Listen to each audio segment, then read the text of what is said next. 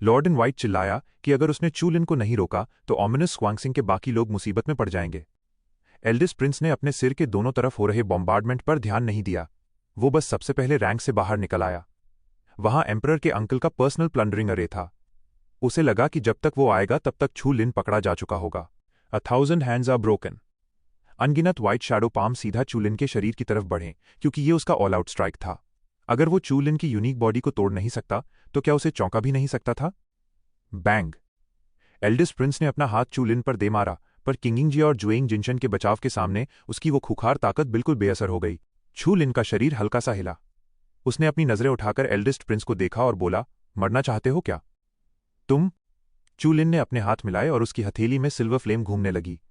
एक जोरदार बैंग के साथ उसने एल्डेस्ट प्रिंस की छाती पर वार कर दिया।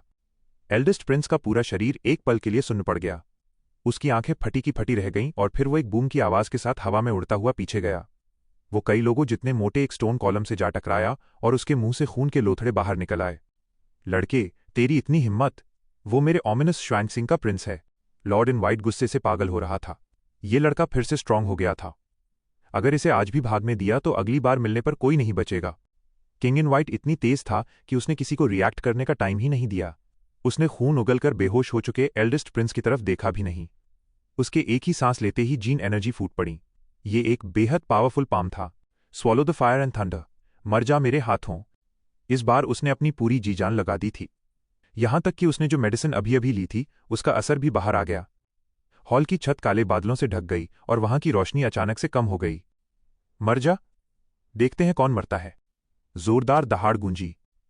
विंड और थंडर पाम्स के तीनों एलिमेंट्स चू लिन के शरीर पर बरस पड़े, जिससे ग्रीन शैडो आर्मर से चिंगारियां छूटने लगीं। जो विंड ब्लेड्स और चिंगारियां ग्रीन शैडो आर्मर को पार कर भी गईं, उन्हें गोल्डन जूइंग गोल्ड बॉडी ने शरीर से दूर ही रोक दिया। चू लिन ने ठंडी सांस छोड़ी। वो टियानक्वान के मिडिल स्टेज में भी लॉर्ड इन वाइट से लड़ सकता था। अब तो वो टियानक्वान के लेटर स्टेज में आ चुका था।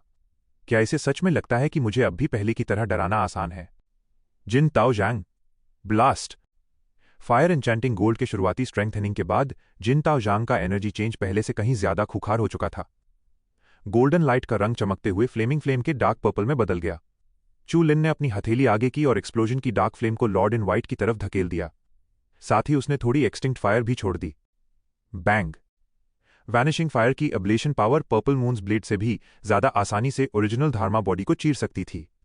पर्पल डार्क फ्लेम बिना किसी रुकावट के किंग इन वाइट की शैडो गोल्ड बॉडी में धंस गई। लेकिन जीन एनर्जी के खिलाफ बेहद स्ट्रांग होने के बावजूद जूइंग गोल्ड बॉडी के पास डार्क इन्फ्लेमेशन की ताकत को जलाने का कोई तरीका नहीं था। लॉर्ड ने डार्क इन्फ्लेमेशन को अपनी गोल्ड बॉडी के सरफेस से अंदर घुसते देखा और उसी पल सीना चीर देने वाला दर्द उसके पूरे शरीर में फैल गया। आह आह! किंग इन वाइट दर्द से बुरी तरह चीख पड़ा और उसका शरीर हवा से नीचे गिर गया। उसका मुंह डार्क इन्फ्लेमेशन से सने खून से भर चुका था। जमीन पर उल्टी किए गए खून में भी पर्पल ब्लैक डार्क आग जल रही थी। खून का वो पूरा गड्ढा जलकर खाक हो गया और फिर हार मानकर डार्क इन्फ्लेमेशन धीरे धीरे बुझ गई। जब यह अजीब नज़ारा लोगों की आंखों के सामने आया तो चू लिन को देखने वाली नजरें अब मजाकिया या हल्केपन वाली नहीं रही थीं, बल्कि वो एकदम सीरियस और खौफ से भर चुकी थीं। उसके regular moves he Lord in white को टक्कर दे रहे थे और उसकी एक्सप्लोसिव पावर ने तो फियर्स शुआन स्टार के किंग को एक ही बार में हरा दिया। कहा जाता था कि चू लिन के पास ऐसे ही कई मिस्टीरियस तरीके हैं जिसकी वजह से उनकी घबराहट और भी ज्यादा बढ़ने लगी। ये चू लिन, इसकी फाइटिंग पावर इतनी ज्यादा कैसे हो सकती है? बीस्ट बॉक्सिंग के वाइल्ड मैन की आंखों में हैरानी साफ दिख रही थी और वो धीरे से बड़बड़ाया। टियानक्वान स्टेट के लेटर स्टेज में होकर भी उसने टियानक्वान स्यूडो मेटाफिजिक्स पीक की ताकत दिखा दी थी, जिसने उन सबकी आंखें फटी की फटी छोड़ दी। डार्क फॉग स्टार की डार्क हेड वुमन ने बहुत सीरियस होकर धीरे से अपना सिर हिलाया। ऐसे तरीके सच में किसी आम इंसान के पास नहीं हो सकते। लग रहा था कि उन सबने चू लिन को बहुत हल्के में लिया था। वो कोल्ड मैन भी एक ब्लैक स्नेक था जिसने अपनी कफ के साथ खेलना बंद कर दिया। उसकी नज़र बहुत तेज थी। उसके हिसाब से चू लिन अपनी पर्पल कोर कंपेनियन से भी ज्यादा खतरनाक और मुश्किल था। उस पूरे सन्नाटे के बीच लॉर्ड इन वाइट लड़खड़ाते हुए अपने पैरों पर खड़ा हुआ। उसकी ओरिजिनल धार्मा बॉडी उसके शरीर में घुस चुकी डार्क इन्फ्लेमेशन को बाहर निकालने की पूरी कोशिश कर रही थी। उसने डार्क इन्फ्लेमेशन से सना हुआ खून खांसा और किसी को पता भी नहीं चला कि कब उसकी आंखों के कोनों में हल्की सी झुर्रियां उभर आईं। 1 महीने पहले चू लिन अपनी पूरी जीजान लगाकर भी सिर्फ ब्लडी स्टोन के स्पेशल फ्लक्चुएशन से ही भाग पाया था। पर अब चू लिन इतना ताकतवर हो चुका था कि वो उस पर पूरी तरह से भारी पड़ रहा था। ये कैसे मुमकिन है? लॉर्ड इन वाइट का शरीर कांप उठा। उसने अनगिनत लोग देखे थे, पर इतने खौफनाक राक्षस कभी नहीं देखे। लेकिन अब उसने ऐसे ही लोगों से दुश्मनी मोल ले ली थी, और इससे भी बुरी बात यह थी कि वो उनसे पीछा नहीं छुड़ा पा रहा था। उसे जोर की खांसी आई। लॉर्ड इन वाइट ने अपनी मुट्ठी भींची और अपनी पूरी ताकत बाहर निकालना चाही, पर उसका शरीर उसका साथ नहीं दे रहा था। उसके पेट में अभी भी बहुत सारी डार्क इन्फ्लेमेशन बची हुई थी। उसके पास कल्टिवेशन के लिए जरूरी टाइम भी नहीं था। ओरिजिनल धर्मा बॉडी उस डार्क इन्फ्लेमेशन को बाहर नहीं निकाल पा रही थी। अगर उस डार्क फ्लेम ने उसकी जान खींचकर अपना दायरा बढ़ा लिया तो ऑमिनस स्वान स्टार का किंग यहीं दफन हो जाएगा। Lord general of black armour ने पर्पल मून की कपकपाहट से खुद को छुड़ाया और तेजी से किंग इन वाइट के पास जा गिरा।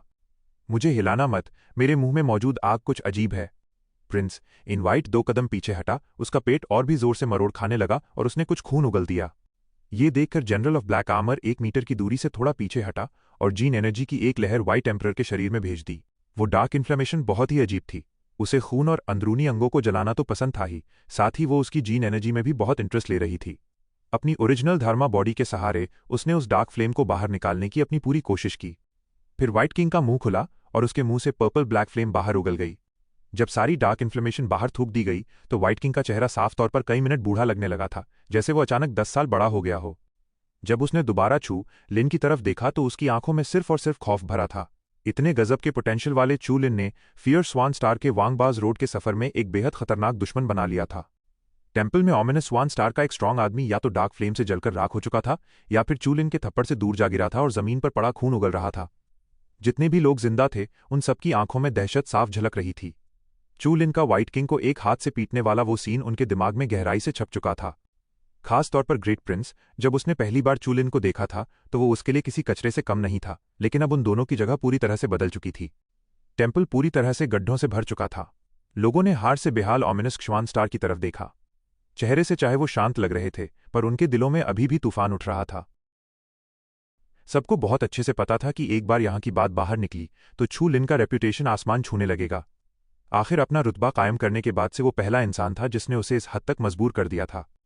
जीवे मुस्कुराई और अपनी ब्लेड को हिलाते हुए चू लिन की तरफ और भी तारीफ भरी नजरों से देखने लगी। उसकी अपनी चीटिंग से अलग वो यहां तक पहुंचने के लिए अक्सर पर्पल कोर क्लैन की कड़ी मेहनत पर डिपेंड करती थी। अपनी खुद की ताकत के दम पर इस मुकाम तक पहुंचने वाला चू लिन सच में उसकी एडमिरेशन के लायक था। टेम्पल के बीचों बीच बाई पीपल का एक ग्रुप खड़ा था। अब किसी की भी हिम्मत नहीं थी कि वो चू लिन को हल्का समझे या फिर उसके हाथों से ब्लडी स्टोन छीनने की कोशिश करे।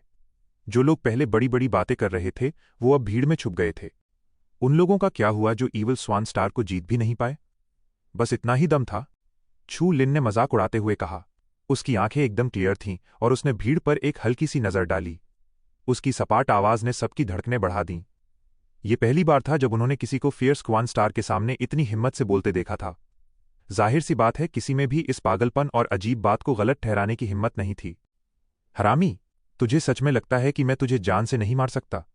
जनरल ऑफ ब्लैक आर्मर अपनी ठंडी आंखों से घूरते हुए अपनी जगह से उठ खड़ा हुआ। तो फिर आजमा कर देख लेते हैं। चू लिन के होठों के किनारे हल्के से ऊपर उठे। उसकी आंखों में छिपा मर्डर करने का इरादा बिना किसी पर्दे के साफ छलकने लगा।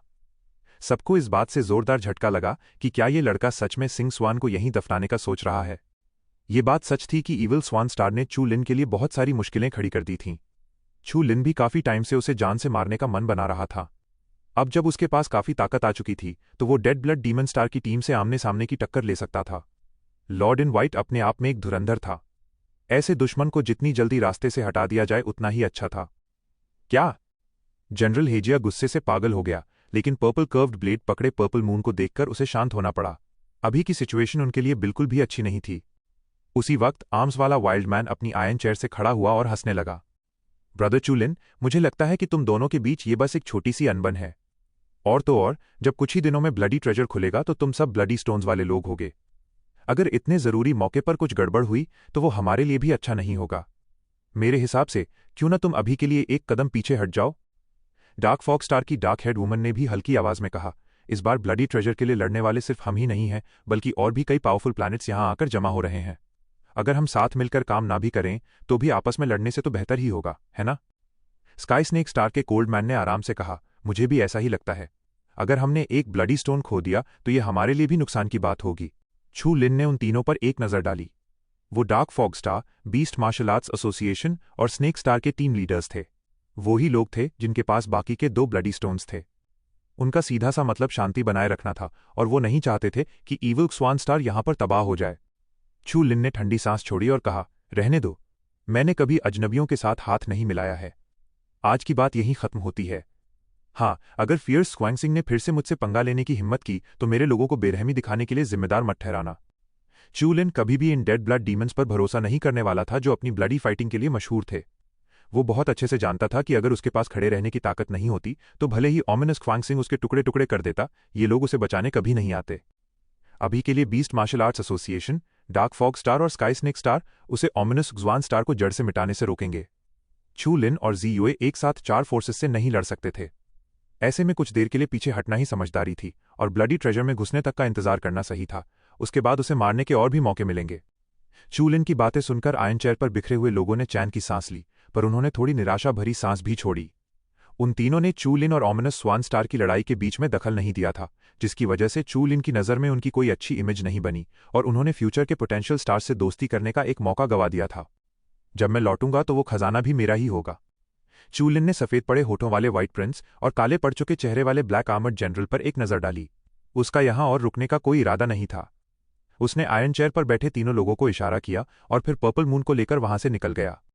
जब वो गेट से बाहर कदम रखने ही वाला था, चू लिन चुपचाप रुका और दोनों तरफ खड़े बहुत सारे पावरफुल मैन की तरफ देखा। मैं बस पूछना चाहता हूं, क्या अब मैं 5वीं ब्लडी स्टोन रखने के काबिल हूं? जिन लोगों की नजरें चू लिन से मिली वो सब एक दूसरे से नजरें चुराने लगे। ओमिनस ग्वान स्टार के साथ हुई इस खौफनाक लड़ाई ने ज्यादातर लोगों का लालच खत्म कर दिया था। ताकत किसी भी जगह पर हमेशा हर साजिश पर भारी पड़ती है। टेम्पल में हुई इस लड़ाई को छुपाने के लिए ओमिनस ग्वानसिंग ने जी जान लगा दी, पर सब बेकार गया। उस रात की खबर पूरे शहर में किसी तूफान की तरह फैल गई। जब लोगों ने ये खबर सुनी तो वो पूरी तरह से हिल गए। अगर वो सोर्स और टेम्पल नहीं होते तो इसमें कोई शक नहीं था कि हर कोई इसे एक झूठी खबर ही मानता। ईस्ट में ओमिनस ग्वानसिंग का भारी रुतबा एकदम सच था। भले ही वो सबसे बड़ा ओवरलॉर्ड नहीं था, फिर भी किसी में उसे छेड़ने की हिम्मत नहीं थी। ओमिनस स्वानसिंग डेथ ब्लड डीमन स्टार का एक बेहद खौफनाक ग्रुप था। व्हाइट एम्परर और black armour general Tianquan pseudo श्वान के लेवल पर थे, खास तौर पर वो जनरल जो टियानक्वान स्यूडो श्वान को पार करके रिटर्निंग टू मेटाफिजिक्स के रेल में कदम रखने ही वाला था। अगर वो सच में ये कदम उठा लेता है तो ओमिनस ग्वान स्टार की ताकत और भी ज्यादा आसमान छूने लगेगी। लेकिन इतनी खौफनाक प्लानिटरी फोर्स को एक हाल ही में मशहूर हुए लोन वुल्फ ने हरा दिया था और उन्हें मारकाट और चोटों से बेहाल होने पर मजबूर कर दिया था। इस नतीजे से आया बड़ा भूचाल दूर दूर तक फैल गया। अब से पूरे ईस्टर्न रीजन में चू लिन का रुतबा पक्के तौर पर और भी ज्यादा बढ़ने वाला था। ओमिनस ग्वान स्टार का रखा गया इनाम भी अब किसी काम का नहीं रह जाएगा। जब फियर्स ग्वान स्टार ही लगभग चू लिन के हाथों खत्म होने वाला था तो कोई आर्म फोर्स चू लिन से कैसे लड़ सकती थी? अगर किसी के पास सच में इतनी ताकत है तो उसे ओमिनस ग्वान स्टार के इनाम की जरूरत ही क्या थी? वो सीधे जाकर लूटपाट कर सकता था और जल्द ही वो सब उसका हो जाएगा। अगर मैं वैनिशिंग की ताकत पर डिपेंड करूं तो मैं ओमिनस ग्वान स्टार के ब्लैक आर्मर जनरल को टक्कर दे सकता हूं। टियानक्वान के फॉल्स श्वनश्वान और रिटर्न टू श्वनजिंग की ताकत के बीच बहुत ज्यादा बदलाव नहीं था, क्योंकि रिटर्न टू श्वनजिंग में मैजिकल पावर्स का इस्तेमाल होता था और पूरी ताकत को बाहर लाने के लिए पुरानी ब्लड पावर को थोड़ा सा खोजना पड़ता था। चू लिन ने अपना हाथ भींचा। अगर वो तुरंत टियानक्वान की फॉल्स मिस्ट्री में ब्रेक थ्रू करने के लिए तैयार हो जाए तो भले ही ब्लैक आर्मर जनरल बैक श्वनजिंग में ब्रेक थ्रू कर ले, फिर भी वो उसकी बराबरी नहीं कर पाएगा। अगर तुम टियानक्वान की फॉल्स मिस्ट्री में ब्रेक थ्रू कर लेते हो तो ये डिगिंग ब्लड के लिए सही नहीं होगा। क्या तुम सच में ब्रेक थ्रू के लिए तैयार हो? पर्पल मून ने हैरानी से पूछा। उसके हिसाब से चू लिन हमेशा दूर की सोचने वाला इंसान था, उसे तुरंत के फायदों के लिए खुद को नहीं बदलना चाहिए। चू लिन ने धीरे से मुस्कुरा दिया। मैं बाकियों जैसा नहीं हूं, मैंने अपना ब्लड टैलेंट कभी नहीं खोया है। चू लिन पूरे कॉन्फिडेंस के साथ मुस्कुराया। चाहे वो डार्क फ्लेम वेव हो, ट्वाइलाइट गॉड थंडर हो या फिर वुशी डेविल, भले ही अब वो इतने पावरफुल नहीं रहे थे, पर चू लिन अभी भी उनकी प्रैक्टिस करता था और उन्हें अक्सर इस्तेमाल करता था। सिर्फ डार्क एरियाज, रोरिंग शैडोज और नाइटमेयर्स ही ऐसे थे जिनकी कॉम्बैट इफेक्टिवनेस खत्म हो चुकी थी और वो सच में भुलाए जा चुके थे। उस वक्त डार्क रेल में वापस लौटने के लिए उन्हें दोबारा जगाने में एक लंबा प्रोसेस लगने वाला था। पर्पल मून की आंखें हल्की सी चमकी। तो अगर तुम टियानक्वान की फॉल्स मिस्ट्री में घुस सकते हो और साथ में मेरा कोऑपरेशन रहा तो हम पक्का ओमिनस ग्वान स्टार का काम तमाम कर देंगे। सामने वाले भी हाथ बांधकर मरने का इंतजार थोड़ी करेंगे, चू लिन ने मुस्कुराते हुए कहा। अभी भी अंधेरे में बहुत से लोग छुपे हुए हैं और कई लोग तो टेम्पल की तरफ आ रहे हैं, पर्पल मून ने आगे कहा। इस ब्लड स्टार अरीना में ओमिनस ग्वान स्टार, डार्क फॉग स्टार और स्काई स्नेक स्टार जैसी फोर्सेस भी खुद को रोक नहीं सकती, इसलिए हमें अभी भी बहुत मेहनत करनी होगी। उसी वक्त टेम्पल सिटी के नॉर्थ में एक एटिक के अंदर कुछ जान पहचान वाले लोग बैठे थे। वो आराम से ग्रीन टी पीते हुए गपशप कर रहे थे, पर उनकी बातों में गजब का गुरूर झलक रहा था। इंटरेस्टिंग, उस अनजान चू लिन ने फियर्स स्वान स्टार को ऐसी हालत में ला खड़ा किया। इस चू लिन में सच में कुछ बात तो है। मैं कुर्सी पर बैठा एक हैंडसम आदमी अपनी आंखों को हल्का सा सिकोड़ते हुए चाय का कप पकड़े हुए था। ये ब्लड स्टार अरीना उन सुनसान प्लैनेट्स को चुनता है जो कभी बहुत आबाद हुआ करते थे। पता नहीं यहां एंशिएंट स्ट्रॉन्गमैन के कितने रेलिक्स बचे होंगे। ये कोई हैरानी की बात नहीं है कि छू लिन इस तरह से खुद को साबित कर पाया। हर खूनी कॉम्पिटिशन में ऐसे लोग निकलकर आते ही हैं। हैंडसम आदमी के बगल में खड़े एक इंसान ने हल्की सी मुस्कान के साथ कहा, हाँ, ये सच है। वेस्ट का जेडाई हंटर चेंग ची भी एक एकदम आम और जंगली प्लैनेट से आया है, और टियानक्वान में कोई भी स्ट्रांग इंसान नहीं है। उस लड़के ने बस किसी डायनेस्टी की लिनिएज खोज निकाली और एक नया स्टार बन गया। उसने बहुत सारे डेड ब्लड डीमंस को मार गिराया है, और वो उसका नाम सुनकर ही कांप उठते हैं। एक सॉफ्ट दिखने वाले आदमी ने भी उसकी बात में हाँ मिलाई। उसकी आंखों और चेहरे के हाव भाव में एक औरतों जैसी अदा थी, पर उसके उस नाजुक से शरीर में इतनी ताकत थी कि कोई भी उसे हल्का समझने की गलती नहीं कर सकता था। Jedi Hunter. जब बाकी लोगों ने ये नाम सुना तो वो ठंडी सांस लेने से खुद को रोक नहीं पाए। भले ही उन्होंने छू लिन को इग्नोर कर दिया था, पर उस लड़के के जानलेवा हमलों का खौफ उन्हें अंदर ही अंदर खाए जा रहा था। जेडाई हंटर, क्या वो ब्लडी लिस्ट में है? उस फेमिनिन आदमी ने अपनी चाय का कप उठाया और धीरे से एक घूंट लिया। उसके बैठने का अंदाज किसी शर्मीली लड़की जैसा था। हालात बहुत खराब हैं। कुछ ही महीनों में मैं भी उसके सामने नहीं पड़ना चाहूंगा। क्या तुम इतनी जल्दी ब्लडी लिस्ट में आ गए? एक इंसान का शरीर हल्का सा कांप उठा।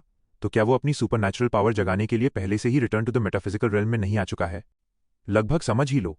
वेस्ट के Jedi hunter Cheng Chi, Fang Tong, sea star freak शाओ श्यूपिंग और ऐसे ही कई लोगों की तरह हम भी ज्यादा पीछे नहीं रह सकते।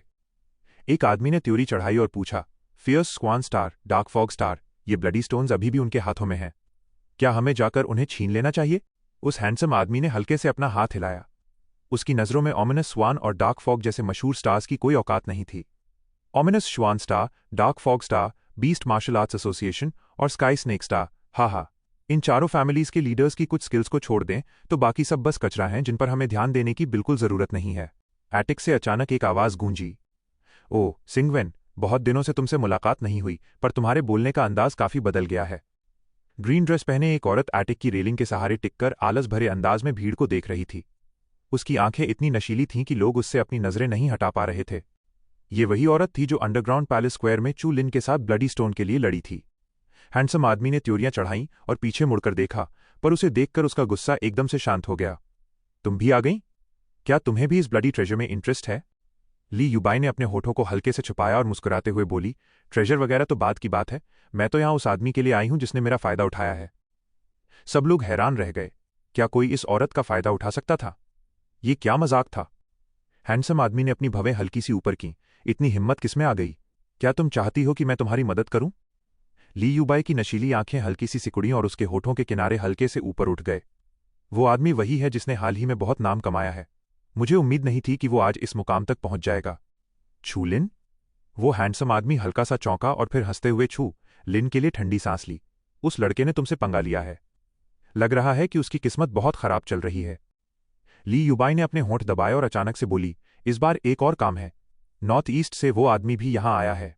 वो पक्का ब्लडी ट्रेजर के लिए ही आया होगा। हो सकता है वो ब्लडी लिस्ट में भी हो। कुछ बहुत ही ट्रिकी कैरेक्टर्स हैं। हैंडसम आदमी ने हल्की सी त्योरियां चढ़ाईं, आराम से अपना सिर हिलाया और बोला, कौन सा आदमी? ओह, पर यह हमारा इलाका है। अगर तुम कुछ शुरू करना चाहते हो तो पहले यह देखना होगा कि मैं उस बात से अग्री करता हूं या नहीं। जैसे जैसे वक्त बीता, आखिर वो दिन आ ही गया जब ब्लडी ट्रेजर खुलने वाला था। ब्लडी टेम्पल के 10 मील के दायरे में लोगों की भीड़ तेजी से बढ़ती जा रही थी। किसी ऊंची जगह से नीचे देखने पर सिर्फ लोगों का एक काला समंदर नजर आ रहा था। उनकी आवाजें समंदर की लहरों की तरह गूंज रही थीं और वो शोर बादलों को भी चीरता हुआ जा रहा था। इस गजब के नज़ारे को देखकर चू लिन भी थोड़ा हैरान था। भले ही ये उसकी पिछले जन्म की ब्लू स्टार होती, फिर भी लोगों का ऐसा समंदर देखना बहुत ही रेयर था। और तो और, यहां इकट्ठा हुआ हर एक इंसान हर प्लैनेट की हाई पोटेंशियल वाली जनरेशन से था, और सबसे बुरे वाले के पास भी प्लूरल ब्लड था। ये देखकर चू लिन को लोगों के दिलों में ब्लडी ट्रेजर की अट्रैक्शन का और भी ज्यादा एहसास होने लगा। टेम्पल में ओमिनस श्वान सिंह के साथ हुई उस लड़ाई के बाद से अगले कुछ दिनों तक चू लिन ने कुछ भी नहीं किया। वो बस शांति से अपनी प्रैक्टिस कर रहा था और इंतजार कर रहा था जब तक कि आज उसने इतनी भारी भीड़ का ये नज़ारा नहीं देख लिया। उस दिन की उसकी खूंखार परफॉर्मेंस ने अनगिनत लोगों को डरा कर रख दिया था। उस खौफ की वजह से किसी की भी दोबारा छू लिन से पंगा लेने की हिम्मत नहीं हुई। वक्त तेजी से बीता और 5वें दिन की सुबह एक चमकता हुआ लाल सूरज जमीन से बाहर निकल आया। टेम्पल की विशाल परछाई दूर दूर तक फैल गईं। कल रात से आज सुबह तक लोग लगातार शोर मचा रहे थे और शहर के ऊपर अनगिनत स्ट्रॉन्ग सांसें महसूस की जा सकती थीं। हवा में मौजूद जीन एनर्जी भी किसी तूफानी लहर की तरह थी जो उबलती और जलती हुई महसूस हो रही थी। हू। कमरे के अंदर बंद आंखों से बैठे चू लिन ने आराम से अपनी आंखें खोली और व्हाइट बर्निंग की एक सांस बाहर छोड़ी। खिड़की से बाहर देखने पर पूरी हवा उड़ते हुए लोगों से भरी हुई थी, जिससे हवा को चीरने की जोरदार आवाजें आ रही थीं। तो क्या आखिरकार ये दिन आ ही गया? चू लिन अचानक अपनी जगह से खड़ा हो गया। उसकी आंखें किसी चमकती हुई बिजली की तरह तेज और रोशन थीं। कोर्टयार्ड में पर्पल मून बड़ी खूबसूरती से अपनी मून ब्लेड के साथ प्रैक्टिस कर रही थी। उसकी ब्लेड रोशनी की किसी लहर जैसी लग रही थी, बेहद तेज और शार्प। जब वो इसे घुमाती थी तो सामने वाला पूरी तरह से कंफ्यूज हो जाता था और अपना बचाव तक नहीं कर पाता था। जमीन पर एकदम सफाई से कटी हुई घास की पत्तियों को देखकर चू लिन ने मुस्कुराते हुए कहा, तुम्हारी पर्पल कोर फैमिली की कड़ी मेहनत का असर कैसा चल रहा है? जियुए ने एक हल्की सी फीकी मुस्कान के साथ कहा, मेरी उम्मीद से थोड़ा स्लो है, पर इसका इफेक्ट मेरे सोचे हुए से कहीं ज्यादा है। चू लिन ने थोड़ा सोचा और फिर बोला, ये सफर पहले से कहीं ज्यादा खतरनाक होने वाला है, तुम्हें ध्यान रखना होगा। पर्पल मून धीरे से मुस्कुराई, पर उसने चू लिन की बात का कोई जवाब नहीं दिया। इन दिनों में वो चू लिन को काफी हद तक समझने लगी थी। चलो चलते हैं। चू लिन ने ना में अपना सिर हिलाया। वो चाहता था कि जियुए उसके पीछे आना छोड़ दे, पर वो जितनी ज्यादा उसकी मदद करती थी, चू लिन के लिए उसके इस एहसान का बोझ उठाना उतना ही मुश्किल हो जाता था। जैसे ही वो दोनों साथ में कोर्टयार्ड से बाहर निकले और गेट से बाहर कदम रखा, जियुए का खिला हुआ चेहरा एकदम से सर्द और सीरियस हो गया। पूरा शहर बुरी तरह से हलचल में था। शहर के बाहर लोगों की भारी भीड़ पहले से ही खचाखच भरे शहर में घुसने की कोशिश कर रही थी। बस कुछ 10 मिनट के अंदर ही शहर के अंदर और बाहर, आसमान में और जमीन पर हर तरफ सिर्फ वॉरियर्स ही वॉरियर्स नजर आ रहे थे। हर किसी की नजरें टेंपल पर टिकी थीं। वहां मौजूद एक बहुत लंबा स्टोन पिलर अपने चारों तरफ एनर्जी छोड़ रहा था और उस पर मिस्टीरियस लाइट कॉलम रून चमक रहे थे। यही वो जगह थी जहां ब्लडी ट्रेजर खुलने वाला था। हवा चीरने की आवाज गूंजी। अनगिनत लोगों की नजरों के बीच आसमान से 4 लोग नीचे उतरे और उस विशाल स्टोन पिलर के पास जाकर खड़े हो गए। ये ऑमिनस ख्वानसिंग की वही 4 फैमिलीज थीं जिनके पास ब्लडी स्टोन्स थे। इन चारों के सामने आते ही वो शोर शराबे वाली जगह अचानक थोड़ी शांत हो गई और लोगों की जलती हुई नजरें उन चारों फैमिलीज के लोगों पर टिक गईं। अगर किसी ने जरा सी भी गलती की और ब्लडी ट्रेजर नहीं खुल पाया तो ये लोग अपने जेनेटिक एनर्जी के तूफान से उन चारों हाउसेस को जलाकर राख कर देंगे। स्टोन पिलर के पास खड़े उन चारों लोगों को भी अपना शरीर थोड़ा अकड़ा हुआ महसूस हो रहा था। अगर ये लगभग 1 लाख लोग सच में भड़क गए तो वो चाहे कितने भी स्ट्रांग क्यों ना हो, उन्हें कोई नहीं रोक पाएगा। उनकी ये घबराहट ज्यादा देर तक नहीं रही। लगभग 10 मिनट बाद ही एक आदमी आसमान से तेजी से नीचे उतरा और सीधा स्टोन पिलर के पास जा पहुंचा। क्या वो चू लिन है? सुना है कि उसने सिर्फ 2 लोगों की ताकत से उन सबको हरा दिया था। चू लिन के सामने आते ही वहां फुसफुसाहटों का एक सैलाब आ गया। बस कुछ ही दिनों के अंदर चू लिन का रुतबा पहले ही आसमान छूने लगा था। चू लिन ने चारों तरफ देखा और हल्का सा मायूस हुआ। इस वक्त उनके पास ब्लडी स्टोन तो था, पर वो पैसिव थे। इस हालत में वो खजाना नहीं खोल सकते थे। तो ये बात है। मैं भी सोचूं कि ईस्ट में ऑमिनस स्टार सबसे पावरफुल प्लैनेट तो है नहीं, फिर भी उन्हें ब्लडी स्टोन कैसे मिल गया? मुझे पक्का लग रहा है कि इसमें दूसरी प्लैनेटरी फोर्सेस भी शामिल हैं और उन्होंने जानबूझकर पीछे हटने का फैसला किया है। चू लिन ने अपने मन में सोचा।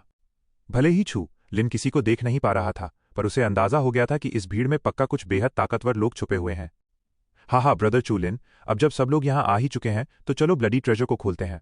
मुझे लग रहा है कि तुम सब भी बहुत जल्दी में हो, उस जंगली से दिखने वाले आदमी ने हंसते हुए कहा। चू लिन ने आराम से अपना सिर हिलाया। जानकारी इकट्ठा करने के बाद उसे पता चला था कि इस आदमी का नाम लियांग ग्वान है। उसकी ताकत ऑमिनस ख्वानसिंग के ब्लैक आर्मर जनरल के जैसी ही थी। ये सब टियनक्वान स्यूडो स्वान के लेवल की ताकत वाले लोग थे। डार्क फॉग स्टार की उस ब्लैक हेड वुमन का नाम नी यू था और उसकी ताकत भी इसी लेवल की थी। एक तरफ खड़ा वो सांप से खेलने वाला आदमी थोड़ा मिस्टीरियस सा था। उसका नाम फैंग यू था। किसी ने उसे हमला करते हुए देखा था और वो भी टियानक्वान के फॉल्स ग्वान्स लेवल के आसपास ही था। लियांग ग्वान और उन दोनों के अलावा वो खूंखार व्हाइट लॉर्ड भी चू लिन के सामने आ गया और उसकी नजरों में जान से मार देने वाला गुस्सा भरा हुआ था। खैर, इस वक्त चू लिन लोगों का गुस्सा मोल लेने की हिम्मत नहीं कर सकता था। जो भी ब्लडी ट्रेजर के खुलने में रुकावट डालता, वो सब लोगों की जेनेटिक एनर्जी में डूबकर मारा जाता।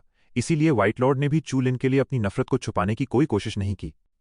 लड़के, आज ये ब्लडी ट्रेजर ही वो जगह बनेगी जहां तेरी हड्डियां दफन होंगी। प्रिंस इन व्हाइट के हाव भाव अब वैसे बिल्कुल नहीं थे जैसे वो पहली बार मिला था। इस वक्त उसके चेहरे पर सिर्फ और सिर्फ मर्डर करने का गुस्सा और नफरत थी। चू लिन धीरे से मुस्कुराया।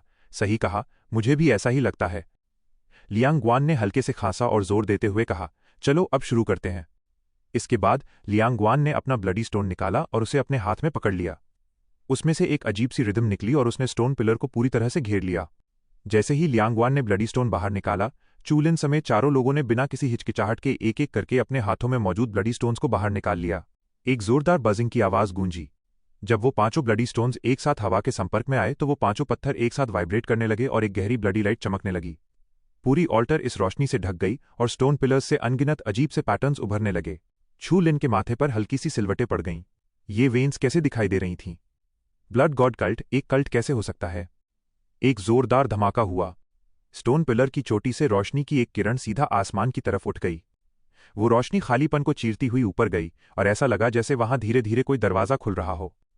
लहरें और भी ज्यादा तेज और दूर तक फैलने लगीं और आखिर में पूरा का पूरा आसमान इन लहरों से ढक गया। वो रोशनी धीरे धीरे हवा में सिकुड़ने लगी और रोशनी से मिलकर बना एक दरवाजा हवा में उभरकर सामने आ गया। क्लिक और क्लिक की आवाजें आईं। वो वेन्स उस जायंट गेट पर चढ़ने लगीं। दरवाजा धीरे धीरे खुला और मुड़ गया, जिससे सालों पुरानी धूल की महक हवा में फैल गई। ब्लडी ट्रेजर खुल चुका था। लोग बेकाबू होने लगे थे। जैसे ही आसमान में मौजूद वो विशाल दरवाजा उनके लिए खुला, पूरी दुनिया जैसे उबलने लगी। लोगों की जेनेटिक एनर्जी फ्लक्चुएशंस एक दूसरे से जुड़ने लगी और यहां तक कि उनकी नजरें भी धुंधलाने लगी थीं। हवा में एक जोर की हुंकार गूंजी। आसमान में मौजूद अनगिनत परछाइयां लहरों की तरह उफन रही थीं। वो तेजी से ऊंचाई की तरफ उड़ रही थीं और उस जायंट गेट में घुसने के लिए पागल हो रही थीं। जहां तक उस खतरे और खौफ की बात थी जिसकी लोगों को उम्मीद थी, उसे कुछ देर के लिए पीछे ही छोड़ दिया गया था। इतने बड़े खजाने के सामने अभी किसी को अपनी जान की परवाह कहाँ थी? छू लिन ने एक गहरी सांस ली और लोगों के उस समंदर को देखने लगा। चाहे उसका पिछला जन्म हो या ये वाला, ये पहली बार था जब वो ऐसा कोई नजारा देख रहा था। पर्पल मून भी अपनी पर्पल आंखों से एकटक उसे देख रही थी। उसने एक भी शब्द नहीं कहा। चलो चलें। चू लिन ने फियर्स श्वान स्टार और बाकी लोगों पर एक नजर डाली, अपना ब्लडी स्टोन मुट्ठी में भींचा, जीयूए को इशारा किया और हवा में उड़ गया। भले ही दरवाजा खुल चुका था, पर कोई नहीं बता सकता था कि ब्लडी स्टोन का कोई और काम है या नहीं।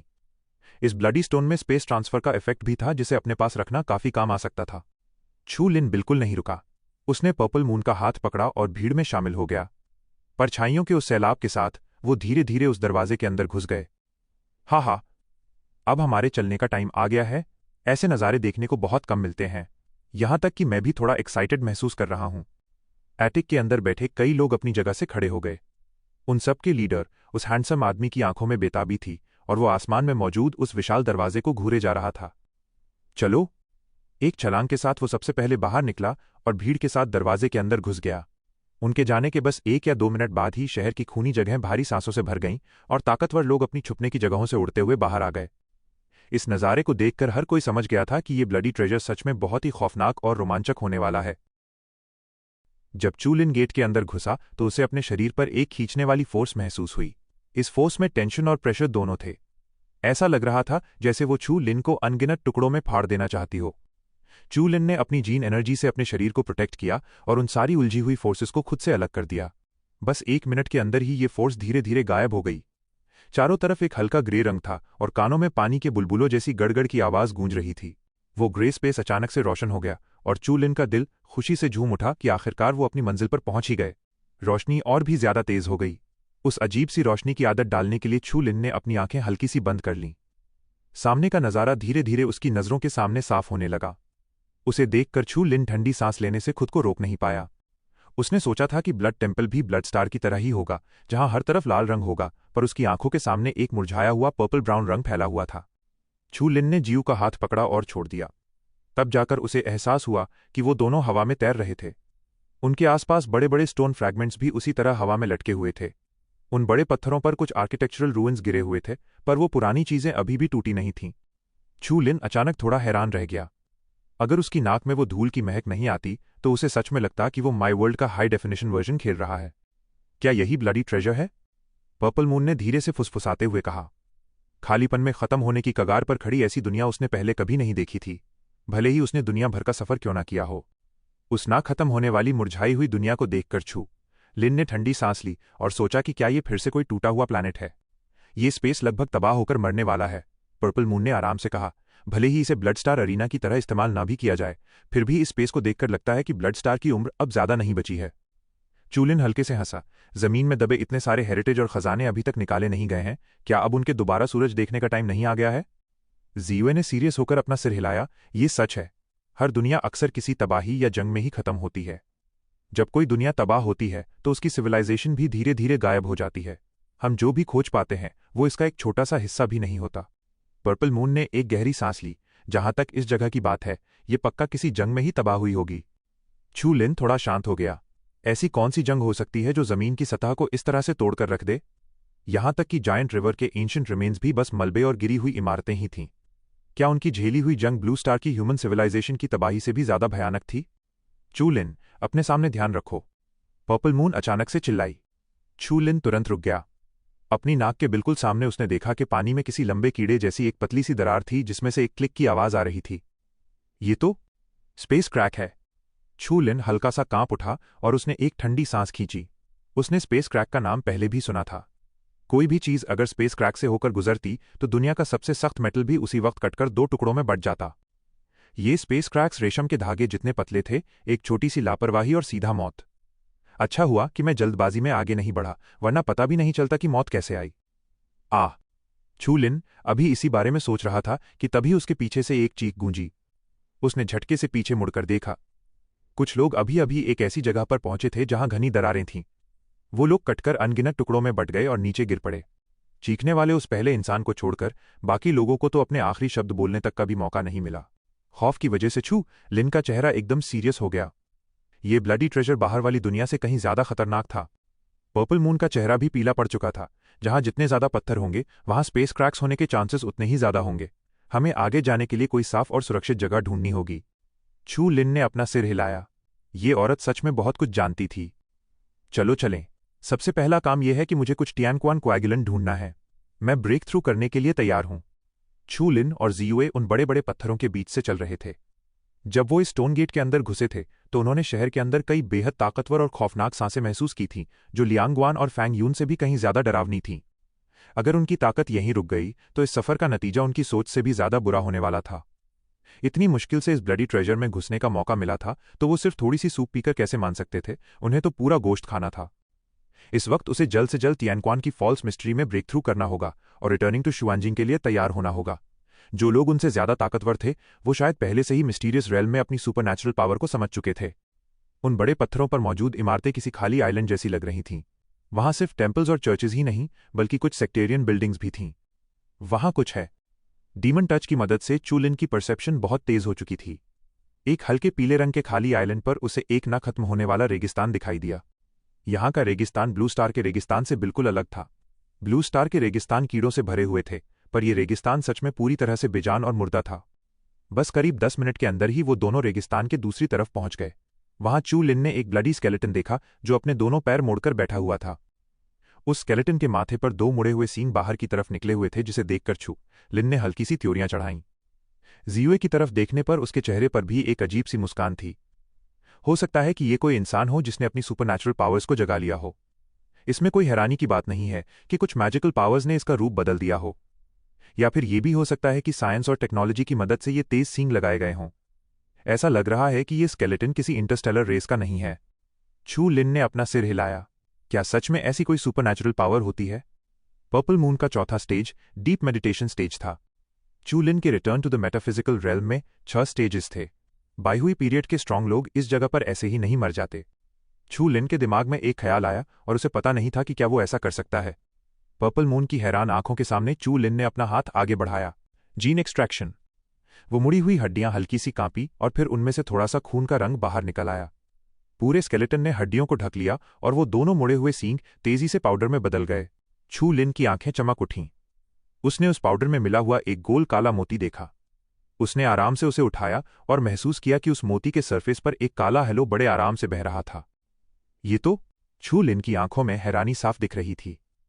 ये पहली बार था जब उसने ऐसी कोई चीज देखी थी। इसके अंदर होने वाली फ्लक्चुएशन उसे एक बहुत ही अजीब सी फीलिंग दे रही थी। मैजिक स्टोन पिल। चू लिन के पीछे एक आवाज गूंजी और चू लिन और पर्पल मून दोनों एक साथ चौंक गए। उन्होंने धीरे से अपना सिर घुमाकर पीछे देखा। पता नहीं कब चू लिन के पीछे ब्लैक रोब पहने एक आदमी आकर खड़ा हो गया था। वो आदमी अच्छे कपड़े पहने हुए था, पर वो बहुत ज्यादा दुबला पतला था, खासतौर पर उसके गाल। वो पूरी तरह से येन एनर्जी से भरा था और उसके चेहरे पर गोश्त नाम की कोई चीज नहीं थी। उसकी चीक बोन्स बाहर निकली हुई थीं और आंखें अंदर धंसी हुई थीं। ऐसा लग रहा था जैसे उन आंखों में कोई सफेद आग चमक रही हो। सामने वाला इंसान उसके और पर्पल मून के इतने करीब बिना किसी आहट के आ गया था, तो वो कोई आम इंसान तो बिल्कुल नहीं हो सकता था। इस ब्लडी ट्रेजर ने बहुत सारे मिस्टीरियस एक्सपर्ट्स को अपनी तरफ खींच लिया था। इस वक्त उन्हें बहुत ध्यान रखना होगा ताकि कोई बड़ी गड़बड़ ना हो जाए। पर्पल मून ने अपनी मून ब्लेड बाहर निकाली, उसे पैरों के पास उठाया और पीली भूरी रेत पर चाकू का एक साफ निशान खींच दिया। कौन है वहां? चू लिन ने मैजिक स्टोन पिल को अपनी हथेली से नानो कंप्रेसर में रख लिया और एकदम शांत आवाज गूंजी। एक दिन में 1000 मील, तुम्हारी भागने की स्पीड सच में गजब है।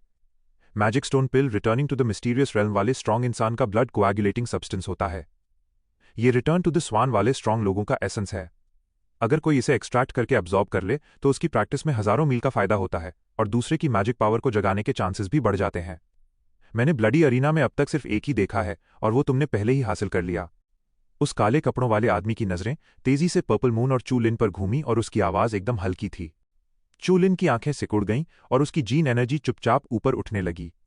क्या तुम्हें इस मैजिक स्टोन पिल में इंटरेस्ट है? वो खौफनाक आदमी ही करके अजीब तरीके से हंसा। हाँ, थोड़ा बहुत तो है। क्यों? क्या तुम मुझसे लड़ना चाहते हो? चू लिन मुस्कुराया और उसने अपने कंधे उचका दिए। भले ही उसे नहीं पता था कि ये ठंडे मिजाज वाला आदमी कौन है, पर जो खजाना उसकी जेब में चला गया वो अब उसका हो चुका था। उसे वापस करने का तो सवाल ही नहीं उठता था। हा, उस खौफनाक आदमी ने अपने होंठ मोड़े। मैजिक स्टोन पिल बुरी नहीं है, पर मेरे लिए ये बस एक आम कल्टिवेशन रिसोर्स है। तुम चू लिन हो, सही कहा ना? एक जंगली जगह से आकर ब्लड स्टार अरीना में यहां तक पहुंचना, सच में तुम में कुछ बात तो है। पर अगर तुम इसी ताकत के भरोसे आखिर तक जाने की सोच रहे हो तो तुम बहुत बड़ी गलतफहमी में हो। अभी भी ब्लडी लिस्ट में शामिल होने से तुम बहुत दूर हो। Bloody list? चू लिन हल्का सा चौंका। कुछ ही महीनों में असली लड़ाई का वक्त आने वाला है। जाहिर सी बात है कि हर किसी को इसमें हिस्सा लेने का मौका नहीं मिलेगा। अगर तुम इसमें हिस्सा लेना चाहते हो तो तुम्हें ब्लडी लिस्ट में आना ही होगा, उस खौफनाक आदमी ने ठंडी सांस छोड़ते हुए कहा। जाहिर सी बात है कि सिर्फ तुम ही इसके लायक नहीं हो, बल्कि और भी कई लोग हैं जो इसके काबिल नहीं हैं। चू लिन थोड़ा हैरान था। ओमिनस स्वान स्टार को इस इलाके का आधा ओवरलॉर्ड माना जा सकता था।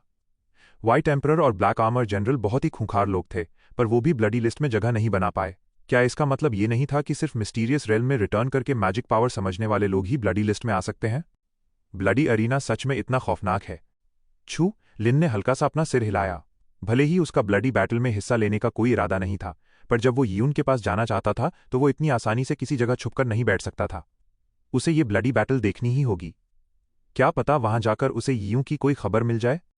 चू लिन ने पूरे ब्लड स्टार पर अपना रुतबा फैलाने का फैसला कर लिया ताकि यीन तक उसका नाम पहुंच सके। बहुत बहुत शुक्रिया। भले ही उसे अपने सामने खड़े इंसान का इरादा समझ नहीं आया था, फिर भी चू लिन ने दिल से उसका शुक्रिया अदा किया। इसकी कोई जरूरत नहीं है, उस खौफनाक आदमी ने मजाक उड़ाते हुए कहा। मैं बस तुम्हें सच्चाई का एहसास दिलाना चाहता था। तुम जंगली लोग ब्लड डीमन स्टार की जीनियस जनरेशन से बहुत पीछे हो। तुम्हारी जिंदगी भर की मेहनत भी इस फासले को नहीं भर पाएगी। चू लिन की आंखें चमकी। अगर मैं तुम्हारी सोच जितना ही बेकार हूं तो मेरी जिंदगी सच में बस एक मामूली सी चीज बनकर रह जाएगी। उस खौफनाक आदमी ने उसकी तरफ देखा और धीरे से बोला, उम्मीद तो यही है। मैंने ऐसे नज़ारों के बारे में बहुत सुन रखा है। मेरा नाम वाचू है। उम्मीद है कि अगली बार जब हम मिलेंगे तो तुम्हारे पास कोई ऐसी चीज नहीं होगी जिसे मैं पाना चाहूं। नहीं तो इस बार जैसी अच्छी किस्मत की उम्मीद मत रखना। ये कहते ही उस खौफनाक आदमी का शरीर धुएं की तरह लहराया। वो हवा की गर्म लहरों में लिपटकर उसी पल गायब हो गया। ब्लडी लिस्ट जीओए ने अपना सिर हिलाया और एक ठंडी सांस ली। जो लोग भी वहां पहुंच सकते हैं वो बहुत बड़े लोग हैं, पर वो इतनी जल्दी नहीं आ सकते। चू लिन को जरा सा भी हल्का समझे जाने का कोई इरादा नहीं था। तो अगर मैं ब्लडी लिस्ट में आ जाऊं तो क्या मैं भी एक बड़ा आदमी बन जाऊंगा? चू लिन ने एक लंबी सांस छोड़ी। इस बार उसने जल्द से जल्द टियानक्वान स्यूडो स्वान में ब्रेक थ्रू करने का प्लान बनाया था। आखिरकार उसे सिर्फ रिसोर्सेज की ही तो जरूरत थी। तभी उसका ध्यान भटका और चू लिन ने एक जगह से आ रही बेहद ताकतवर सांस महसूस की। चलो वहां चलते हैं। ब्लडी ट्रेजर के अंदर तेजी से गहराइयों में जाते हुए आधे घंटे से ज्यादा चलने के बाद चू लिन के कानों में पानी की आवाज पड़ी। पानी की वो साफ आवाज सुनकर चू लिन के चेहरे के हाव भाव बदल गए। वो तेजी से एक एम्प्टी आइलैंड के ऊपर से गुजरा और दूर तक फैले उस गजब के नज़ारे को देखा। उसका शरीर अचानक से कांप उठा। आसमान एकदम ग्रे था और हवा का वो ग्रे बहाव किसी विशाल सांप की तरह जमीन और आसमान को खींच रहा था। जहां तक नजर जा रही थी वहां एक ब्लू रिवर जमीन से निकलकर ना खत्म होने वाले खालीपन में गिर रही थी। टियानक्वान कोंगजियांग से बनी वो नदी सच में बहुत ही शानदार थी। जो भी इसे देखता वो हैरान रह जाता और तारीफ किए बिना नहीं रह पाता। इतना सारा टियानक्वान कोंगजियांग, इस ब्लडी सेक्ट्स और चर्चेज ने ये कैसी गजब की चीज बना रखी है। चू लिन थोड़ी देर के लिए मुस्कुराया। पता नहीं किसी सेक्ट ने कितने सालों तक मेहनत की होगी, तब जाकर इतनी सारी दौलत जमा हुई होगी। सबसे बड़ी बात यह थी कि इतने सारे रिसोर्सेज को वो खालीपन निगले जा रहा था जो सच में पूरी तरह से बर्बादी थी। जियुए की समझ थोड़ी ज्यादा थी, पर उसके चेहरे पर भी एक अजीब सी मुस्कान थी। ये पक्का किसी बिग अरे की आंख होगी। अगर वो बिग अरे टूट गया तो अंदर के सारे रिसोर्सेज बाहर बह जाएंगे। छू लिन के सांस लेने की रफ्तार बढ़ गई। इतने सारे रिसोर्सेज को सीधे एब्जॉर्ब करके टियानक्वान में इस्तेमाल किया जा सकता था। अगर तरीके की बात करें तो ये जूहे रुइंस के पर्पल एनर्जी लेक से किसी भी मामले में कम नहीं था। अपने दिल की उस खुशी को रोक पाना उसके लिए नामुमकिन था। छू लिन बेताबी से उस ब्लू रिवर की तरफ उड़ चला। छपाक! जैसे ही छू लिन पास पहुंचा, नदी के अंदर से एक मुक्के की परछाई निकली और उसने बिना किसी रहम के छू लिन पर जोरदार वार कर दिया। अगर ध्यान से देखा जाए तो किसी के भी रोंगटे खड़े हो जाते।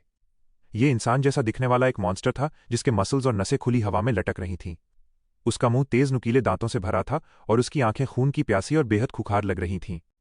डिंग! छू लिन का हाथ अचानक प्योर गोल्ड में बदल गया और उस खौफनाक मॉन्स्टर के दोनों मुक्के उससे जा टकराए। ये क्या बला है?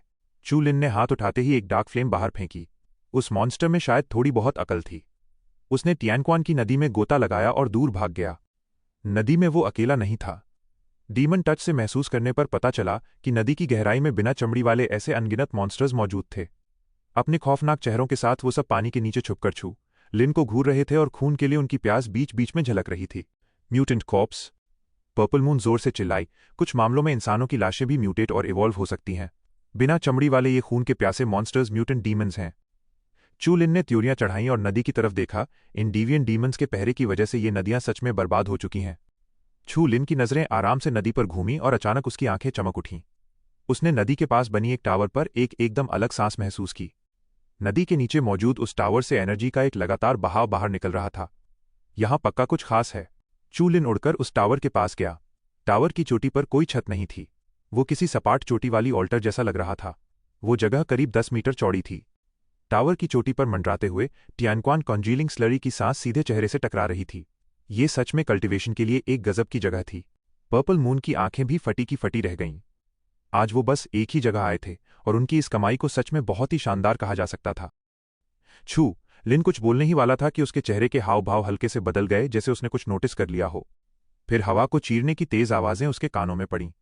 1 दर्जन से ज्यादा परछाइयां तेजी से उड़ती हुई आईं और सीधे टावर की चोटी के प्लेटफॉर्म पर उतर गईं। ये जगह बहुत बढ़िया है। हम चिंघाई स्टार वालों के तो मजे आ गए, उनमें से एक हंसते हुए बोला। एक गुरूर भरी और रूखी आवाज छू लिन की तरफ गूंजी। लड़के, ये हमारी जगह है, इसलिए जल्दी से यहां से दफा हो जा। छू लिन ने चारों तरफ नजर दौड़ाई। वहां 1 दर्जन से ज्यादा लोग थे और सबने लाइट ब्लू रोब्स पहने हुए थे जिन पर ओशन वेव्स के निशान बने थे। ये साफ था कि वो सब एक ही प्लैनेट की टीम से थे। चू लिन की नजरें किंघाई स्टार के लीडर पर टिक गईं। उसके हाथ पीठ के पीछे बंधे थे और चेहरे पर एक गजब का गुरूर था। उसके शरीर से लगातार निकल रही भारी सांसें किसी का भी दम घोट सकती थीं, जिससे साफ पता चल रहा था कि वो कोई कमजोर इंसान नहीं है। ओह, तो ये मशहूर छू लिन है। कोई हैरानी की बात नहीं है कि यहां तक पहुंचने के लिए इसमें कुछ तो बात होगी। पर ये मेरी जगह है, जाकर कहीं और ढूंढ ले। उस मगरूर आदमी ने ठंडी सांस छोड़ी। साफ था कि उसकी नजरों में छू लिन की कोई औकात नहीं थी। छू लिन ने अपनी आंखें हल्की सी सिकोड़ लीं। उसने किंघाई स्टार के रुतबे के बारे में सुन रखा था। उसने ये भी सुना था कि ये डेड ब्लड डीमन स्टार का ही हिस्सा है। अगर ताकत की बात करें तो ये ऑमिनस ज़्वान स्टार से बिल्कुल भी कम नहीं था। तुम एक बड़े प्लैनेट से हो, क्या तुम्हें इतनी सी बात भी समझ नहीं आती? छू लिन ने मजाक उड़ाते हुए कहा। ये जगह सबसे पहले मैंने ढूंढी है। क्यों? उस मगरूर आदमी ने अपनी ठंडी नजरों से घूरते हुए कहा। क्या बकवास कर रहा है? मैं बस इतना जानता हूं कि जिसकी लाठी उसकी भैंस। अगर तूने ऑमिनस क्वान स्टार के साथ लड़ाई की है तो इसका मतलब ये बिल्कुल नहीं है कि तू चिंघाई स्टार से पंगा लेने के काबिल हो गया है। चू लिन, मुझे पता है कि तू एक जंगली प्लैनेट से आया है। इस लेवल तक कल्टिवेट करना आसान नहीं होता। मैं तुझे इज्जत से पीछे हटने का एक मौका दे रहा हूं। अगर तूने फिर से टांग अड़ाई तो मैं तुझे बताऊंगा कि असली दर्द क्या होता है। ये कहते ही एमा स्वान का शरीर मर्डर करने वाले गुरूर से भर गया। जाहिर सी बात है कि वो छू लिन का नाम जानता था, पर उसे ये कोई बड़ी बात नहीं लगी। उसके पास भी टियानक्वान स्यूडो श्वान पीक की ताकत थी, जो भले ही ऑमिनस युआन स्टार के सबसे ताकतवर इंसान से थोड़ी कम हो, पर उसके पीछे 6 टियानक्वान स्यूडो श्वान प्राइमरी लेवल्स खड़े थे। एक छोटा सा छू लिन हमारा क्या ही उखाड़ लेगा। इस आदमी की आंखों में लालच देखकर छू लिन की आंखों में एक ठंडी चमक दौड़ गई। पर्पल मून भी अपनी मून ब्लेड को उल्टा पकड़े हुए किसी भी पल हमला करने के लिए तैयार थी। छू लिन, अगर तू सच में चाहता है कि मैं हमला करूं तो तू खुद ही क्यों नहीं चला जाता? चू लिन की आवाज एकदम सर्द हो गई। क्या बकवास किंघाई स्टार है? अपने इन कचरे जैसे लोगों को लेकर यहां से दूर दफा हो जा। मां स्वान का चेहरा गुस्से से काला पड़ गया। छू लिन की आंखों में देखते हुए एमएस स्वान के अंदर खूंखार और खून का प्यासा मर्डर का इरादा जाग उठा। अगर तू खुद ही मरना चाहता है तो मुझे बेरहम होने का ताना मत देना। तू एक कचरा है और फिर भी इतनी हिम्मत दिखा रहा है। मां शुआन के पीछे खड़े एक आदमी ने चिल्लाकर कहा, भाइयों, इस लड़के और औरत को जान से मार दो और इनकी लाशों को नदी में फेंक दो। हाँ। दर्जनों लोगों के शरीर से जीन एनर्जी फूट पड़ी और उनकी परछाइयां अचानक तेजी से आगे बढ़ीं। उस उफनती हुई एनर्जी ने सीधे छू लिन के सिर को घेर लिया। इन लोगों को हमला करते देख पर्पल मून ने अपनी ब्लेड घुमाई और आगे बढ़ने ही वाली थी, पर छू लिन ने उसे रोक दिया और धीमी आवाज में कहा, रुको, तुम अरे के पास जाओ और उसे चालू करने का तरीका ढूंढो, मैं इन्हें रोकता हूं। पर्पल मून ने आराम से अपना सिर हिलाया और पीछे मुड़ गई। चू लिन ने अपना हाथ आगे बढ़ाया और नीचे खड़े किंगहाई स्टार के स्ट्रांग आदमियों पर निशाना लगाया। Disintegrate the force field. जमीन से एक ग्रे लाइट का पर्दा ऊपर उठा जिसने पूरे टावर और किंगहाई स्टार के लोगों को अपने अंदर कैद कर लिया। अचानक लोगों ने महसूस किया कि उनकी स्पीड बहुत स्लो हो गई है। उनका शरीर किसी लीकेज वाले पानी के बैग जैसा बन गया था, जिससे बिना किसी कंट्रोल के उनकी जीन एनर्जी बाहर निकल रही थी। वो एनर्जी हर किसी के शरीर से खींचकर उस अनजान खालीपन में बह रही थी। मार्क श्वान को लगा कि उसकी ताकत लगातार कम होती जा रही है, जबकि छू लिन की सांसें और भी ज्यादा भारी और ताकतवर होती जा रही थीं। कुछ गड़बड़ है। मार्क श्वान अंदर ही अंदर बुरी तरह चौंक गया। अपने नीचे वाले लोगों को खौफ में पागल होता देख उसे मजबूरन चिल्लाना पड़ा, परवाह मत करो कि ये क्या बला है। सबसे पहले छू लिन को मारो। उसकी आवाज खत्म होते ही हवा से एक गोल्डन जायंट हैंड नीचे आया जो पूरी तरह से फायर एन्चांटिंग गोल्ड से बना था। वो गोल्डन टाओ जायंट हैंड इतना ज्यादा पावरफुल था कि किसी की भी रूह कांप जाए। मां स्वान जैसी औकात वाले इंसान को धूल चटाने के लिए ये काफी था। बैंग। मां स्वान ने जल्दबाजी में अपनी ओरिजिनल धर्मा बॉडी को जगाया, पर फिर भी चू लिन के उस थप्पड़ ने उसे सीधा टावर के अंदर दे मारा। उसका शरीर आउट ऑफ कंट्रोल हो चुका था और वो लुढ़कता हुआ सीधा उस ग्रे पर्दे से जा टकराया। छपाक। जैसे ही उसका शरीर उस धूल के पर्दे से टकराया, उसकी और भी ज्यादा जीन एनर्जी पानी की तरह बाहर बहने लगी। आर्ग। मां स्वान को बहुत ज्यादा बेइज्जती महसूस हो रही थी। वो टियनक्वान स्यूडो मेटाफिजिक्स का मास्टर होकर भी चू लिन के इस गजब के तरीके में फंस चुका था। मां स्वान तेजी से अपने पैरों पर खड़ा हुआ। गिरने के बस कुछ ही सेकंड्स के अंदर उसके आसपास के सारे भाई एक एक करके घायल हो रहे थे। वो खुद एक टियनक्वान स्यूडो स्वान था, तो फिर वो इतनी बेइज्जती क्यों सहे। टावर से बाहर निकलो, इस राख से दूर भागो। उन लोगों के ग्रुप ने तेजी से अपने शरीरों को संभाला और धूल के उस पर्दे से बाहर निकल भागे। धूल के पर्दे को पार करते वक्त उनकी जीन एनर्जी की एक और भारी लहर खिंचकर बाहर आ गई। हवा में मौजूद उन स्टार वॉरियर्स की तरफ देखकर चू लिन ने ठंडी सांस छोड़ी। बस इतनी सी ताकत के दम पर तुम लोग दूसरों का फायदा उठाना चाहते हो। जब मां स्वान के लोग भारी नुकसान के साथ उस राख से बाहर निकले, तभी छू लिन की वो ताना मारती हुई आवाज उनके कानों में पड़ी। पफ। मां स्वान को अपनी छाती पर एक बहुत भारी दबाव महसूस हुआ और अगले ही पल उसके मुंह से खून का एक फव्वारा फूट पड़ा। वो बड़ी मुश्किल से खुद को संभाल पाया। उसने गुस्से से पागल होकर छू लिन की तरफ देखा, पर छू लिन उसे देखकर बस मुस्कुरा रहा था। मारो, मेरी खातिर इसे जान से मार दो। हमला करो। छू लिन की उस मजाक उड़ाती हुई हंसी ने मां स्वान का सीना दोबारा चीरकर रख दिया। शुरू से लेकर आखिर तक वो छू लिन के शरीर को छू तक नहीं पाए थे, पर फिर भी उनकी ऐसी कुत्तों वाली हालत हो गई थी। अगर ये बात बाहर फैल गई तो उनके चिंघाई स्टार की क्या ही इज्जत रह जाएगी। मां शुआन की वो दहाड़ सुनकर चिंघाई स्टार के स्ट्रांग लोग तेजी से एक ग्रुप में आए और एक अरे बनाकर खड़े हो गए।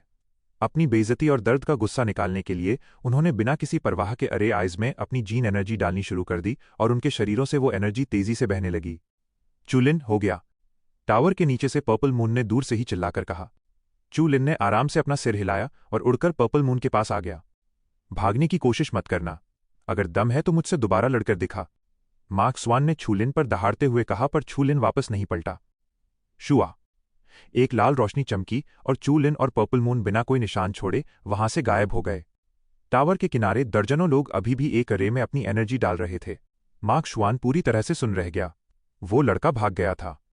ब्रदर मार्क श्वान, ऐसा लग रहा है कि वो उन हाई टावर्स के अरे से कल्टिवेशन स्पेस में चले गए हैं, एक चिंघाई स्टार वॉरियर ने फुसफुसाते हुए कहा। उन्हें टियनक्वान रिवर की जानकारी अच्छे से पता थी और वो अपने दिलों में ये भी बहुत साफ तौर पर जानते थे। उस कल्टिवेशन अरे का प्रोटेक्शन बहुत ही गजब का था। बकवास बंद कर, मुझे तेरी याद दिलाने की कोई जरूरत नहीं है, मां स्वान ने गुस्से से डांटते हुए कहा। भारी सांसें लेते हुए एमा स्वान की आंखें लाल हो चुकी थीं और उसका दिल सच में हार मानने को तैयार नहीं था। जाओ, आधे लोगों को चिंघाई स्टार के दोस्तों और ओमिनस स्वान स्टार के सभी लोगों को ढूंढने के लिए भेज दो।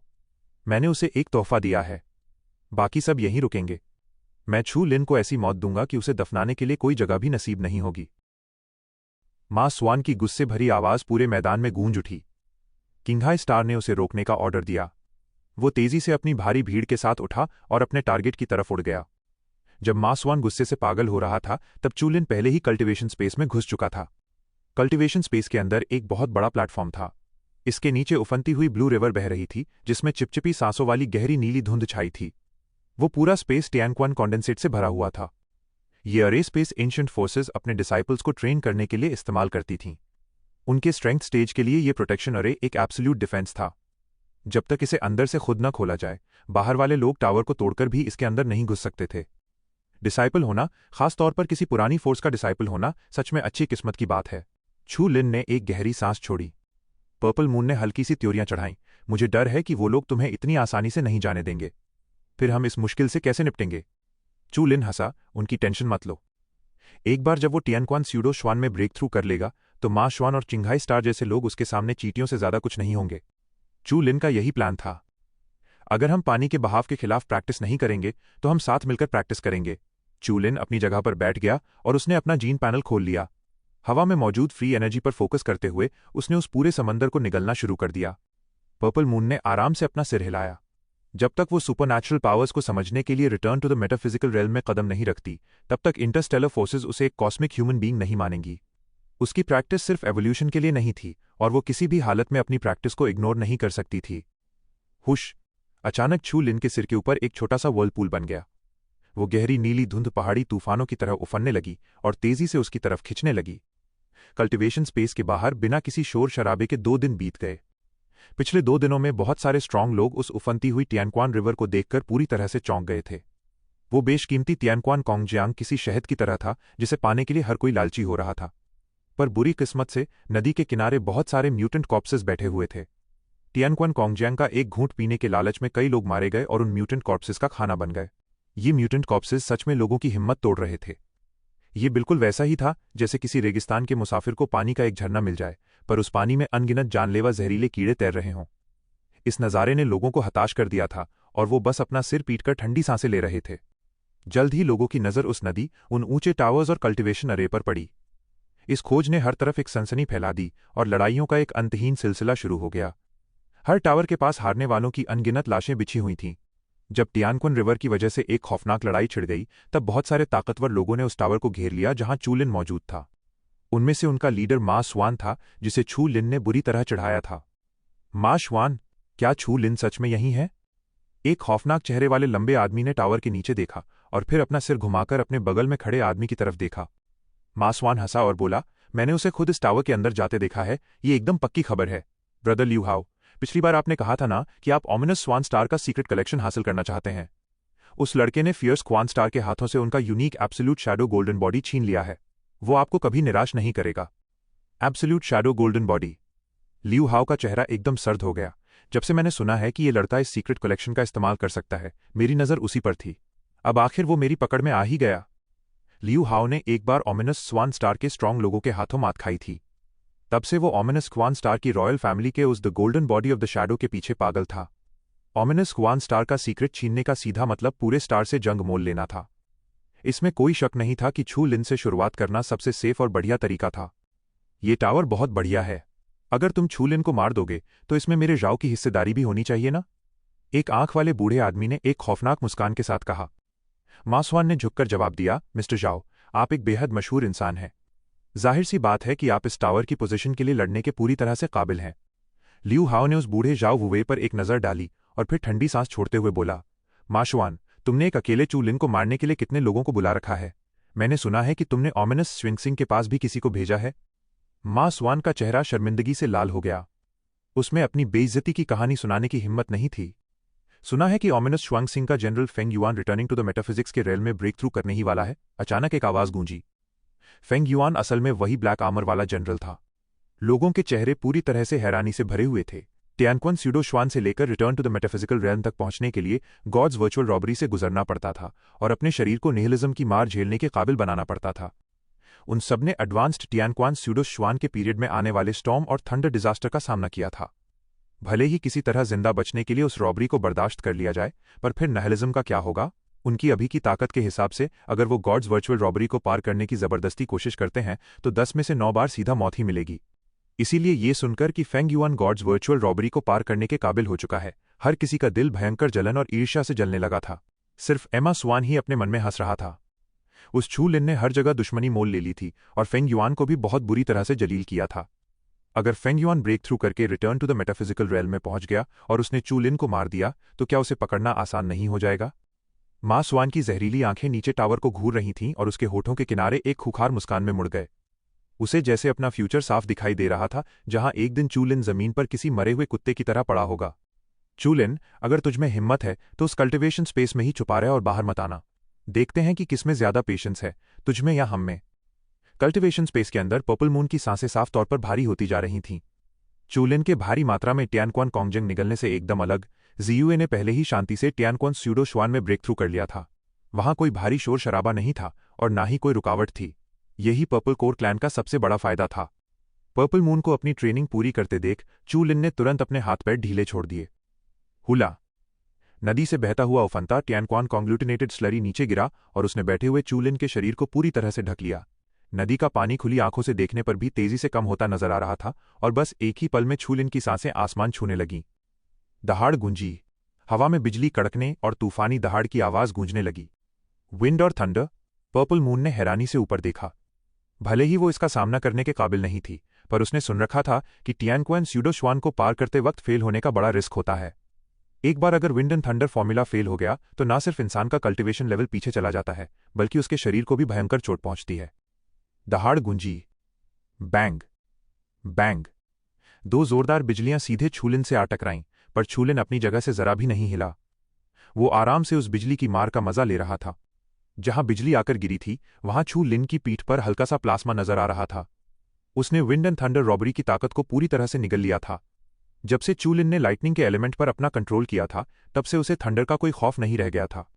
बादल जोर जोर से गरज रहे थे और हवा तूफानी अंदाज में चीख रही थी।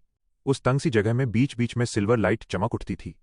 चू लिन शांति से उस कड़कती बिजली के नीचे बैठा हुआ था, पर उसकी सांसें एक नामुमकिन सी स्पीड के साथ लगातार भारी और ताकतवर होती जा रही थीं। काफी लंबे टाइम के बाद वो गरजती बिजली धीरे धीरे कमजोर पड़ने लगी और हवा में जमे हुए वो तूफानी काले बादल भी धीरे धीरे छटने लगे। छू लिन ने आराम से अपनी आंखें खोली और वो कामयाब हो गया था। उसके शरीर से एक तेज रोशनी चमकी और एक कलरफुल फिल्म उसके शरीर से बाहर फूट पड़ी। हवा में मौजूद कोई भी नुकसान पहुंचाने वाली चीज उससे अपने आप ही दूर हो गई। ये ओरिजिनल धार्मा बॉडी थी। टावर के बाहर लोगों की बेचैनी बढ़ती जा रही थी। लगातार 2 दिन से चू लिन कल्टिवेशन स्पेस के अंदर छुपा बैठा था और बाहर निकलने का नाम ही नहीं ले रहा था। इस बात ने उन सबको एकदम बेबस कर दिया था। ब्रदर लियू हाओ, टेंशन मत लीजिए, मुझे पता चला है कि कल्टिवेशन स्पेस का प्रोटेक्टिव इफेक्ट ज्यादा से ज्यादा 3 दिन तक ही रह सकता है। कल तीसरा दिन है। वो लड़का अब ज्यादा देर तक नहीं छुप पाएगा। मां स्वान ने देखा कि माहौल थोड़ा खराब हो रहा है, इसलिए उसने जल्दी से कहा। उस बूढ़े आदमी जाओ वुवे ने सिर हिलाया। हाँ, मैंने 2 दिन इंतजार किया है। क्या अब तीसरे दिन की परवाह करूं? अगर तुम जाना चाहते हो तो जाओ, मैं छू लिन को पकड़कर उसके पास से कुछ बढ़िया चीजें लूट लूंगा। लियू हाओ ने धीरे से सिर हिलाया। वो सच में उन दोनों की बातों से मान गया था। जब छू लिन आखिर में भाग ही नहीं सकता तो यहां थोड़ा और टाइम बिताना कोई घाटे का सौदा नहीं था। इस लड़के ने मुझे सच में बहुत इंतजार करवाया है, अब मैं इसकी चमड़ी उधेड़ कर रख दूंगा। लियू हाओ की आवाज शांत हुई। वो अपनी आंखें बंद करके आराम करने ही वाला था कि अचानक उसके चेहरे के हाव भाव बदल गए। उसकी नजरें हल्की ब्लू लाइट से चमक रहे टावर पर टिक गईं। वो हंसा और बोला, आखिरकार वो लड़का बाहर आ ही गया। क्या? उम्मीद के मुताबिक वहां स्पेस की दरारें फैलने लगीं और वो गैप लगातार बड़ा होने लगा। हा, उस लड़के से और सब्र नहीं हुआ। मां स्वान खुशी के मारे हवा में उड़ने लगा और उसके शरीर की जीन एनर्जी तेजी से उफनने लगी। टियानक्वान रिवर के इस हिस्से में भारी भीड़ जमा हो चुकी थी और हर टावर पर किसी न किसी ताकतवर इंसान की लालची नजर थी। भले ही यहां 3 फोर्सेज ने डेरा जमा रखा था, फिर भी ये बिखरे हुए लोग या छोटी फोर्सेज बहती गंगा में हाथ धोने और कुछ न कुछ लूटने की उम्मीद लगाए बैठे थे। पिछले 2 दिनों में उन्होंने बहुत सी खबरें सुनी थीं। छू लिन का नाम एक बार फिर से मशहूर हो गया था। सिंह स्वान को भड़काने के साथ साथ उसने चिंघाई स्टार से भी पंगा ले लिया था। छू लिन सच में एक चलती फिरती मुसीबत था। अब चिंघाई स्टार ने भी उसी तरीके से कुछ मशहूर स्ट्रांग लोगों को यहां बुला लिया था। ये सच में गजब की बात थी कि छू लिन के बचने का कोई भी रास्ता नहीं बचा था। जैसे ही छू लिन बाहर निकलेगा वो उसकी मौत का दिन होगा। टावर पर लगातार घनी होती जा रही स्पेस फ्लक्चुएशन को देखकर लोगों की आंखों में धीरे धीरे तरस का भाव तैरने लगा। तुम सब इतना खुश क्यों हो रहे हो? क्या मैं भी इस मजे में शामिल हो सकता हूं? टावर पर एक रोशनी चमकी और 2 परछाइयां वहां से बाहर निकल आईं। मां स्वान की खूंखार आवाज गूंजी, छू लिन, अब तेरी मौत का वक्त आ गया है। जब तू नीचे जाएगा तो उसके साथ टाइम बिताने के लिए तेरे पास बहुत वक्त होगा। चूलिन और पर्पल मून की सांसें पूरी तरह से छुपी हुई थीं। एमा स्वान को बस इतना लगा कि उन दोनों में कुछ तो अजीब है। वो पहले से कुछ अलग लग रहे थे, पर उसने इस बात पर ज्यादा गहराई से ध्यान नहीं दिया। आखिरकार 2 दिन से ज्यादा की प्रैक्टिस के बाद उनमें कुछ तो सुधार आया ही होगा ना। मा स्वान ने अपने आसपास खड़े दोनों टियानक्वान स्यूडो श्वान मास्टर्स और कई लेट टियानक्वान स्ट्रांगमैन की तरफ देखा। उसका कॉन्फिडेंस अचानक आसमान छूने लगा। भले ही छू लिन ने इन 2 दिनों में कुछ हासिल कर भी लिया हो, फिर भी उसका क्या ही फायदा होने वाला था। ब्रदर जाओ, ब्रदर लियू, मार डालो इसे, मा स्वान जोर से चिल्लाया। छू लिन को किसी चाल से भागने से रोकने के लिए वो तुरंत आगे कूद पड़ा और उसने छू लिन को सोचने तक का टाइम नहीं दिया। हा हा हा हा, वो गोल्डन बॉडी और अपने सारे रिसोर्सेज मेरे हवाले कर दे। लियू हाओ पागलों की तरह हंसा और उसके चेहरे पर एक खूंखार भाव आ गया। उसे पक्का यकीन था कि जब तक उसके पास the golden body of the absolute shadow रहेगी, तब तक ब्लडी लिस्ट में उसकी जगह कोई नहीं छीन सकता।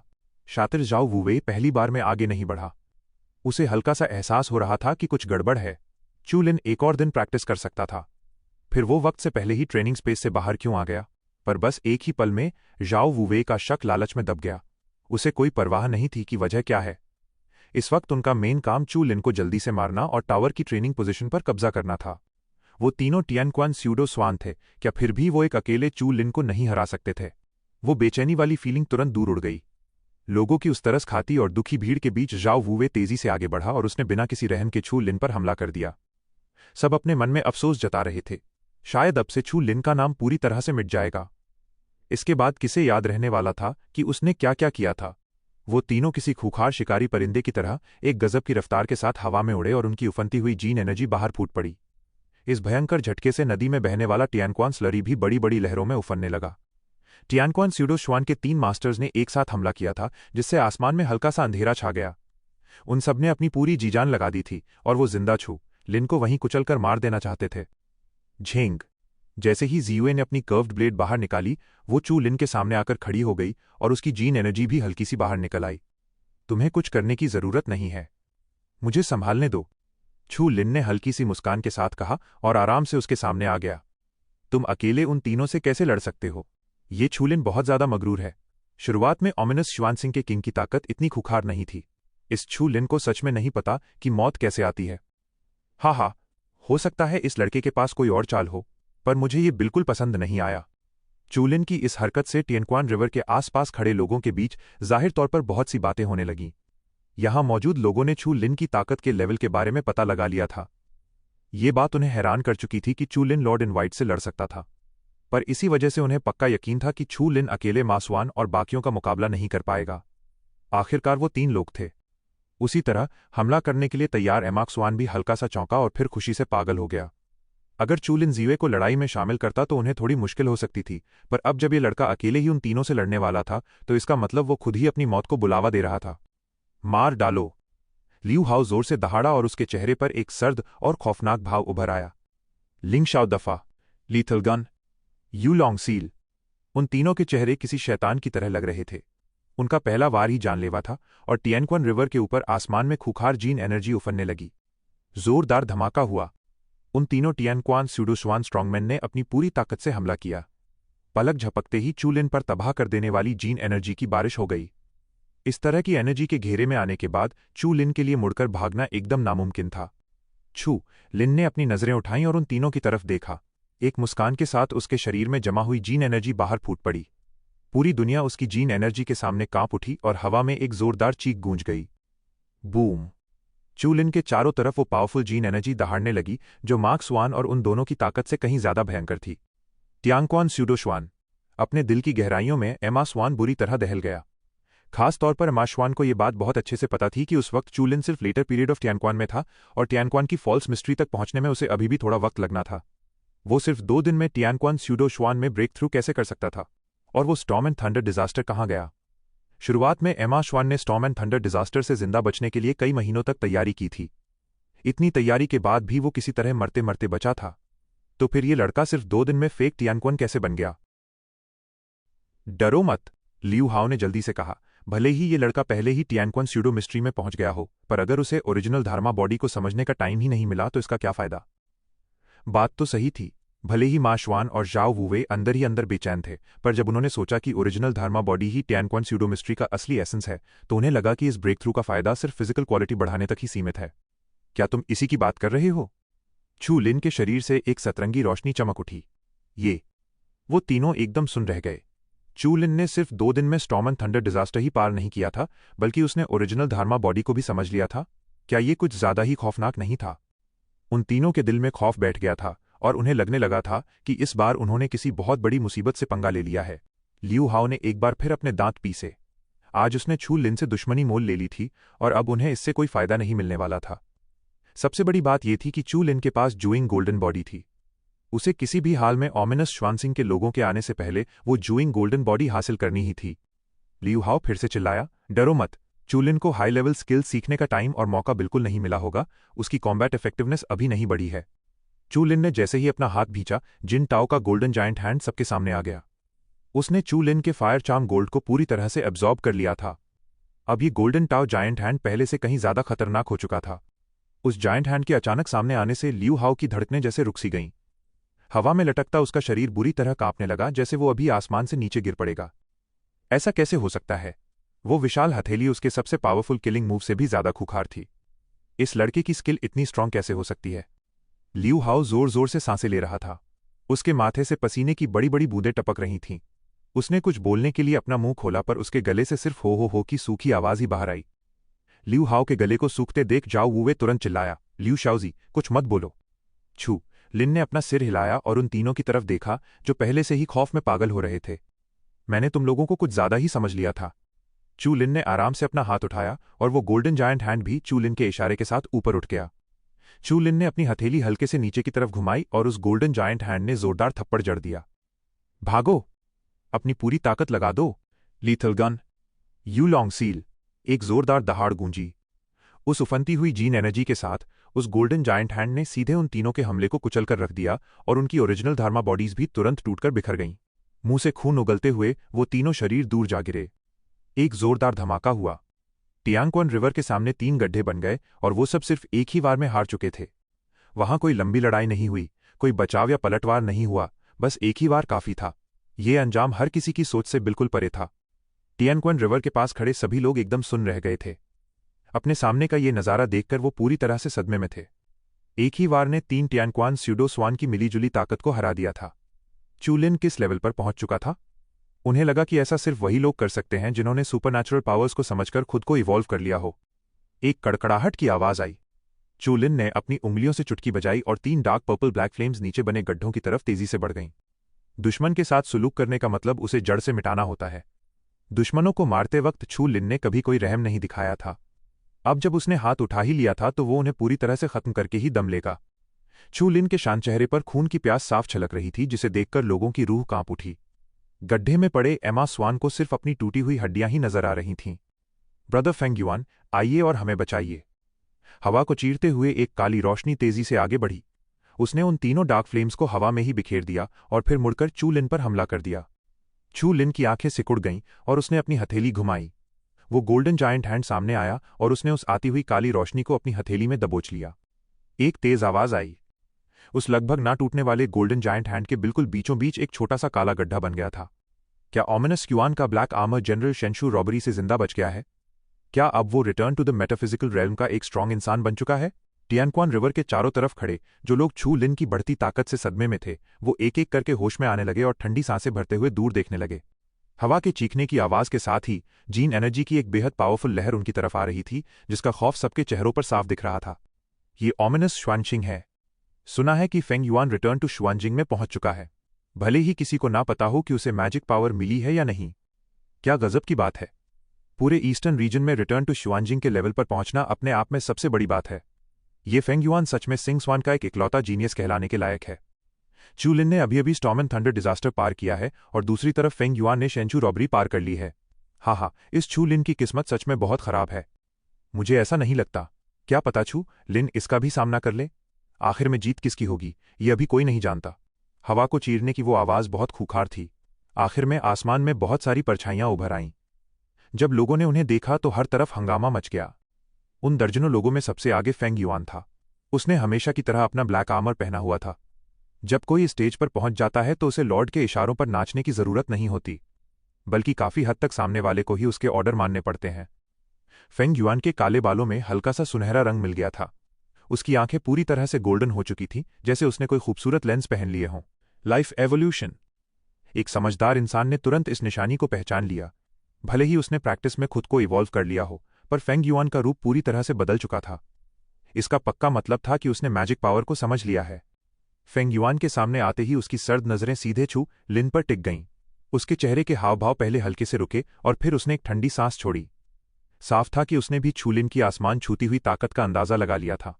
मुझे उम्मीद नहीं थी कि सिर्फ 2 दिनों के अंदर तुम स्टॉर्म एंड थंडर डिजास्टर से जिंदा बच जाओगे और ओरिजिनल धर्मा बॉडी को भी सीख लोगे।